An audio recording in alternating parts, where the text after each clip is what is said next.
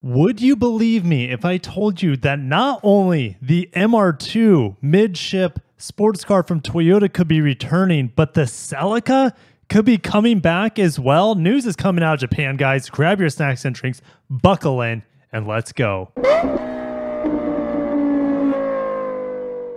Guys, if you're excited for the MR-2 and the Celica to come back, smash the like button. I'm not going to say 100% they're coming back, but the evidence is mounting, and from literally the horse's mouth himself, Akio Toyoda. We're going to get into the Celica news first, and we'll talk about Best Cars renderings of the MR-2, and we'll speculate about that vehicle a little bit. But this is not something I was expecting here. Up close with Marizo, that is Akio Toyoda. He is now chairman, former CEO, and grandson of the founder of Toyota. Marizo is his racing name, and he's been going across, Japan for all sorts of racing events. Motorsports is in his blood. And he is talking about the Celica revival in this interview. And I think this gentleman was the former Best Car magazine editor-in-chief, by the way, which is pretty cool. So we're going to the next page. Is the Celica really coming back? Hongo asked, I don't know if I can ask this next question. The viewers won't forgive me, but is a new Celica really on the cards? Akio says, you'll have to ask Toyota Motor about that. I'm not on the executive side, jokingly. Obviously, he still has a huge role in the company as chairman. And you can say that the chairman is even above the CEO in some ways. But Hongo says, but you could put in a request, right? And Akio says, well, I have, but I don't know what name it will come out under. So he is essentially saying right now, there's a Celica coming. He doesn't know if it's going to be called Celica, but trademarks have been refreshed recently across the world that the Celica is something that Toyota still respects and might it be considering for another sports car. Hongo says in jest, surely no one would refuse a request by Marizo. He's like, oh no, plenty would. Some people are sick of hearing what I have to say. But in a sense, that's diversification. Without people like that, the Prius wouldn't be what it is. So he has said that if the Prius was what he wanted, we wouldn't have the best Prius ever. Yes, it's a little bit compromised in visibility and interior space for sure, but no one expected the Prius to actually be desirable from more than one aspect, and that used to only be fuel economy. Now it's performance, now it's design. Akio Toyoda says, hey, that wasn't me. I would have had it a different way, and I'm glad it wasn't up to me. But you can thank him for all of the crowns, and maybe the Crown crossover, but the Crown Sport more than likely is coming to the United States. But he says, okay, what was the question? Yes. Oh, yes, Celica. And he says, I'm not just saying this because we're at a rally event, but Kankunen, who was invited to the demo run, is Mr. Celica. He was champion 4 times in the Celica. Now you can all have a think about why I'm asking and using Kankunen so much. See if you can guess. Apparently he was looking right at the camera when he said, see if you can guess. But it almost sounds Celica. This is like a teaser game. It's like a Celica campaign to get people amped up for the once cherished nameplate. Okay, so we're going to get into the renders here from Best Car Web, and then I'm going to read as best as possible the translations of what we got going on these slides and scans. So MR-2 is coming. More than I'm about 90% sure is coming. Don't know 100% if it's coming to America. That's the unfortunate part. And will it look like this? No. There's a possibility, but there's too many retro vibes going on here for this vehicle. So let me know what you think about the design. I love the kind of Ferrari and what was it, the first gen MR-2 that had these gills for the mid-engine vehicle. It still looks really small, but they say it is a little bit bigger than the outgoing models in the past due to safety regulations and whatnot. But if you guys want another MR-2 mid-engine Toyota before gasoline cars are killed off potentially forever, smash the like button and comment down below. But I'm going to leave the scans up for you guys while I talk about what this article is mentioning. The MR-2 is supposed to be the next GR car coming out after the Supra and has been in development, and it is expected to release in the next 2 years, so by the end of 2026. And apparently the GR Yaris is not doing that great in Japan for whatever reason. So Toyota feels like they need another vehicle in their lineup in Japan to really spark the interest of buyers again. The GR Corolla helps, but the number of units is already really small.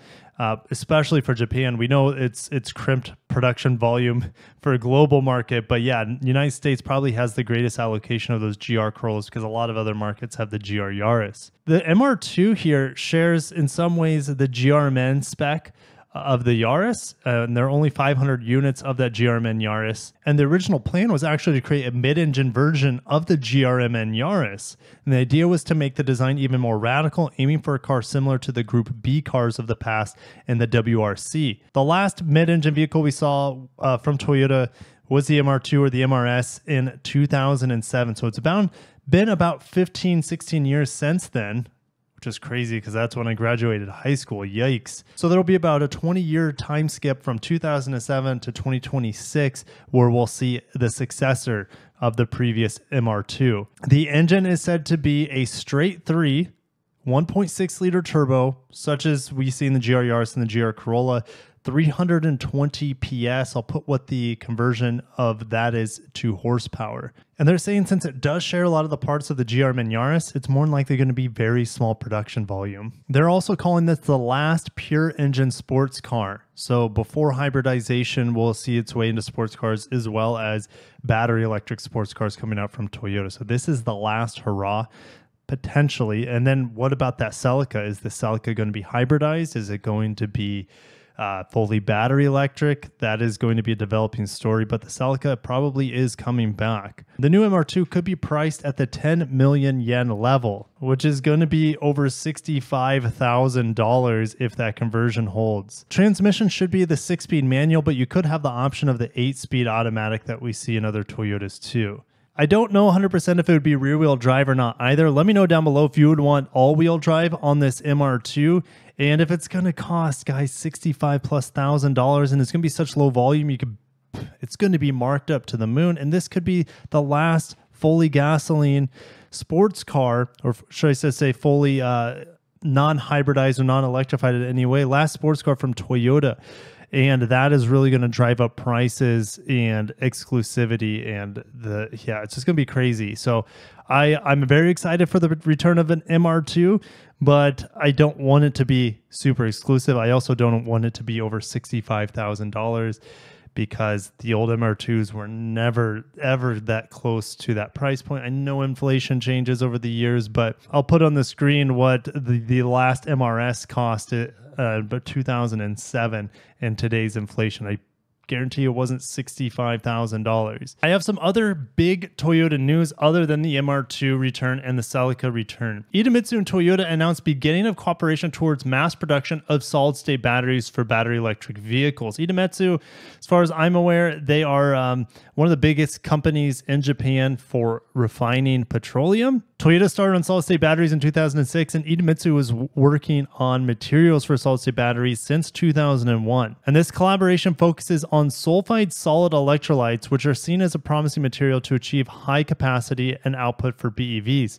Sulfide solid electrolytes are characterized by softness and adhesiveness to other materials, which is suitable for battery mass production. So in 2026, they will have the large pilot facility up and running. And then we will see those batteries put into battery electric vehicles through 2027 to 2028. If you guys want to read more into this, there is actually a huge press release here from both CEOs of Idemitsu as well as Toyota, which is Koji Sato. So I'll go ahead and put that down below. There's also a video that you guys can really nerd out on if you want.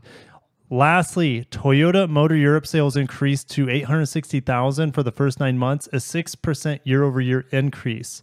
Lexus was up 55%, making it one of the fastest growing premium brands, and Toyota is the second best selling passenger car brand across the European region. I would assume Volkswagen would be the first. Corolla lineup is the best selling. They also have the Corolla Sports Touring over there, which I wish we had in the United States, but they have a fleshed out Corolla range, including the Corolla Cross, Corolla Hatchback, Corolla Sedan, Corolla Hybrids. Anyways, Yaris Cross is also selling really well there, as well as the Yaris.